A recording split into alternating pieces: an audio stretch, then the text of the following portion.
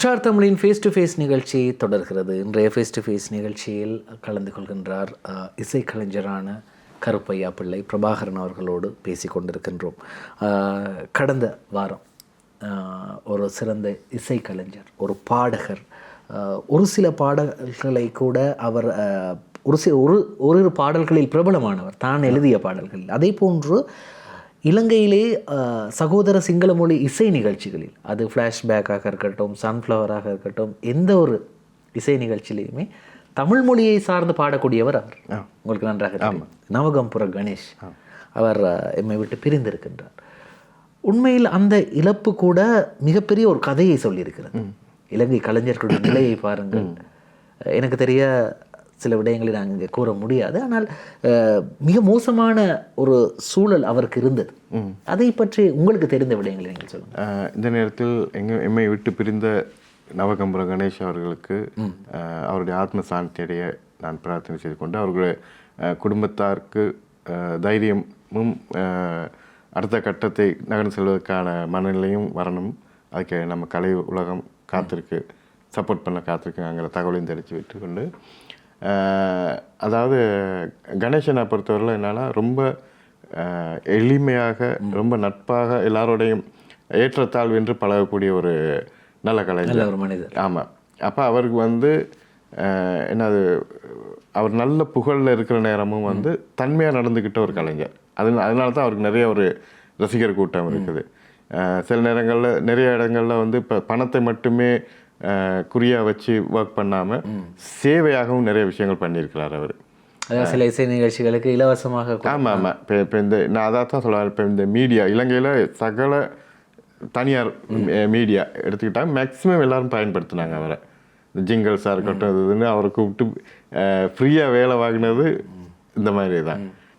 அதை கணேஷ் அண்ணா அவர்களுடைய மரணம் என்ன செய்தி சொன்னது அப்படிங்கிற விஷயத்தை பார்த்தாக்கா, நான் பார்த்து அவதானிச்ச விதத்தில் அவருடைய இறுதி சடங்கு, இறுதி ஊர்வல நேரம்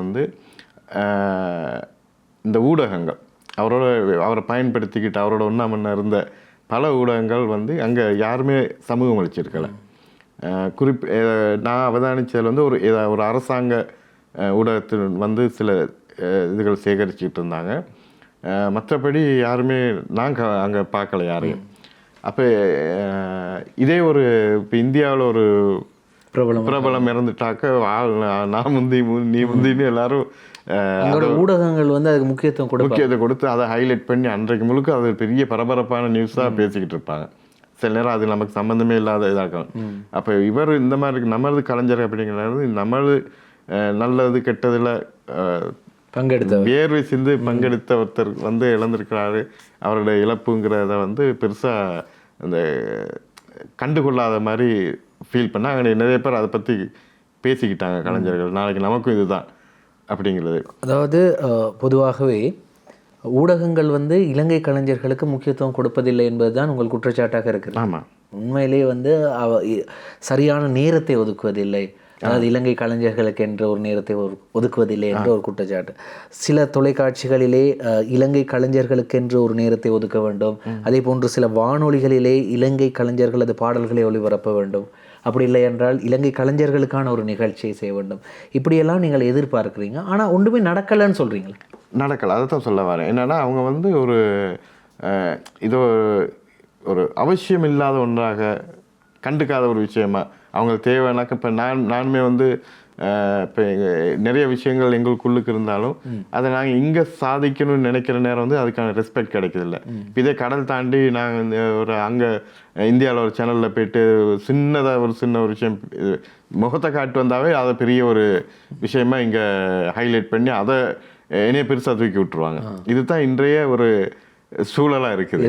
அப்போ அதன் பின்பலமோ இல்லாட்டி எனக்குள்ள உள்ள திறமைகளையோ அதெல்லாம் பார்க்காம ஜஸ்ட் ஒரு புகழ் இல்லைன்னா நிறைய பேர் பார்த்த ஒரு ஃபேஸ் அப்படிங்கிற ஒரு இதைத்தான் அடையாளப்படுத்துகிறாங்களே தவிர காலம் கடந்து நிற்கக்கூடிய விஷயமாவோ இல்லாட்டி இவங்களுடைய அனுபவங்களையும் திறமைகளையும் பயன்படுத்திக்கிற ஒரு விஷயமாவோ ஊடகங்கள் பார்க்காம இருக்கிறாங்க.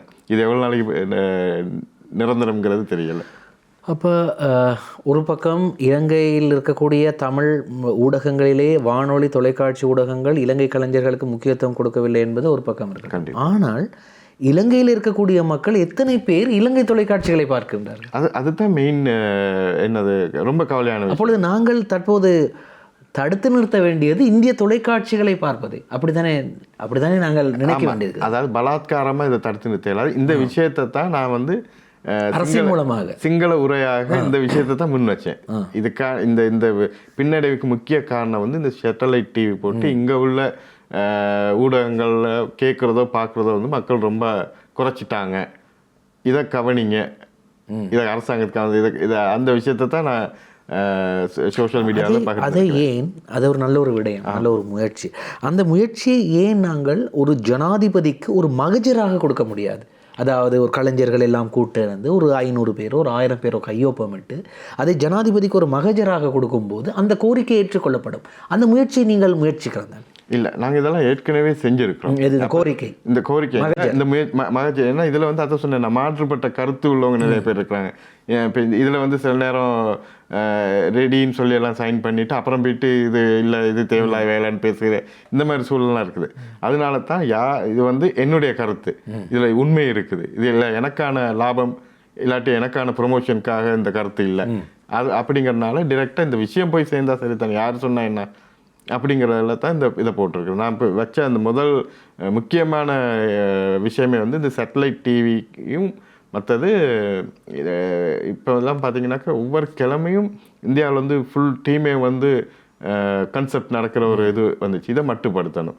மற்றது அவங்க எல்லாருமே வாரது வந்து டூரிஸ்ட் விசாவில். அப்போ நாங்கள் வெளிநாடு போகிறதா இருந்தாக்கா இந்த ஒரு ஜப் விசாவோட ஒர்க் பெர்மிட்டோட தான் போகிறோம். அப்படி தான் சிஸ்டம் இருக்குது. அப்போ இது வந்து இலங்கை இது அரசாங்கம் வந்து இதை கவனிக்காமல் இருக்கிறாங்க. இது தெரியுமா தெரியாதா? இப்படியான சூழ்நிலையில் ஒரு அமைப்பு இருக்கிறதா இசை கலைஞர்களுக்கு என்று? ஒன்றுன்னு தொடங்கியிருந்தால் பரவாயில்ல. என்னால் இது சுற்றி நம்ம கொஞ்சம் பேர் தான் இருக்கிறோம், ஒரு 10 அமைப்புக்கு மேலே இருக்கும். அதில் எதுவுமே செயற்பாடில் அதாவது அதுக்கு தான் அது வந்து அந்த உணர்வு ரீதியாக செயற்படலைனாக்க செயற்பட்டுக்கு வராது. இவர்கள் அனைவரையும் ஒரு இடத்திற்கு எடுக்க முடியுமா ஒரு அமைப்பு? அது சாத்தியம் இல்லைங்கிறதுனால தான் நிறைய வித்தியாசமான மைண்ட் செட், அதுகளுக்கு நிறைய அரசியல் நடக்கிறதுக்கான சூழல்லாம் இருக்குது. அதனால தான் இந்த நிகழ்ச்சி இந்த தொலைக்காட்சியிலே இதற்கு முதல் ஒரு நெஞ்சேலு என்ற ஒரு நிகழ்ச்சி இருந்தது. அந்த நிகழ்ச்சியிலே நான் பேரை சொல்லலாமா? சொல்லலாம், கண்டிப்பாக. இலங்கை தமிழ் இசை கலைஞர்கள் சங்கம், மஹிந்தகுமார் அவர்களும் மார்லன் அவர்களும் இருவரையும் அழைத்து நான் தான் பேட்டிக்கிட்டேன். இப்பொழுது ஒரு 3 அல்லது 4 வருடங்களுக்கு முதல் அவர்கள் அந்த ஆரம்பித்து ஒரு மாத கால பகுதியில் தான் நாங்கள் அழைத்தோம். அப்பொழுது அவர்கள் கூறியது இன்னும் நிறைய செயற்திட்டங்கள் இருக்கின்றது, இப்பொழுது தான் நாங்கள் ஆரம்பித்திருக்கின்றோம், படிப்படியாக நாங்கள் இதை முன்னேற்ற போகின்றோம். எனக்கு தெரிந்த அளவில் ஒரு வருடம் கூட தாக்கு பிடிக்க முடியவில்லை. ஆமாம், அதான் அது அந்த என்னென்னா மாற்றுப்பட்ட கருத்து இருக்குது. ஏன்னா அந்த ஆரம்பித்த நேரமே வந்து நான் எனக்கு தெரியும் இதில் 30 வருஷம் அனுபவம் இருக்குங்கிற நேரம் ஒவ்வொருத்தருடைய மைண்ட் செட்டும் வந்து நாங்கள் ஜட்ஜ் பண்ணி தான் பயணிச்சிருக்கிறோம். அப்போ இது எந்த அளவு சாத்தியம் படுங்கிறது வந்து எனக்கு ஓரளவு கணிக்கக்கூடியதாக இருந்துச்சு. அந்த நேரமே நான் எல்லாரோடையும் நட்பாக தான் இருக்கேன், நான் யாரோடையும் முரண்பட்டு அப்படிலாம் இல்லை. நான் அந்த நேரமே சொல்லிட்டேன், இதில் வந்து உங்களுக்கு நான் சப்போர்ட் பண்ணுவேன், எல்லாம் செய்வேன். இது உள்ளுக்கு நான் ரொம்ப இன்வால்வ் ஆகி செய்கிறக்கானது இல்லை. ஏன்னா இதில் நிறைய கண் துடைப்புக்கான வேலைகள்லாம் நடக்கும். அப்போ அவங்க ஒரு புனிதமான நோக்கோட தான் ஆரம்பித்தாங்க. அப்போ நான் சொன்ன இதே விஷயங்கள்ல தான் அது பின்னடைஞ்சிருக்குது.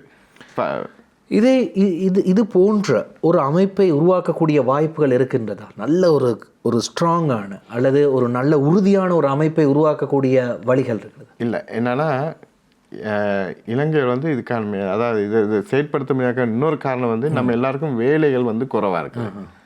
அப்போ வேலைகள் ஒரு சின்ன வேலை வந்தாக்கா அதுக்கு போட்டி போடுற கொடுக்குறீங்க, நான் உங்களுக்கு அதை போட்டி போடுற சொல்றீங்க. ஆமா, அப்ப அப்படிங்கிற நேரம் வந்து இதுல ரகசியமா வேற சுயலாபங்கள் வர்றதுக்கான வாய்ப்பு நிறைய இருக்குது. அப்ப அதனால ஆரம்பிச்சவங்களுக்குமே வந்து அதை கொண்டு போற பிரம்மாண்டமா அடுத்த கட்டம் செல்ல முடியாதக்கான காரணமும் இதுதான். சரி, உண்மையிலே நிறைய விடயங்கள் பேச வேண்டியிருக்கின்றது. ஸ்டார் தமிழின் ஃபேஸ் டு ஃபேஸ் நிகழ்ச்சியில் ஒரு சிறு விளம்பர இடைவேளை.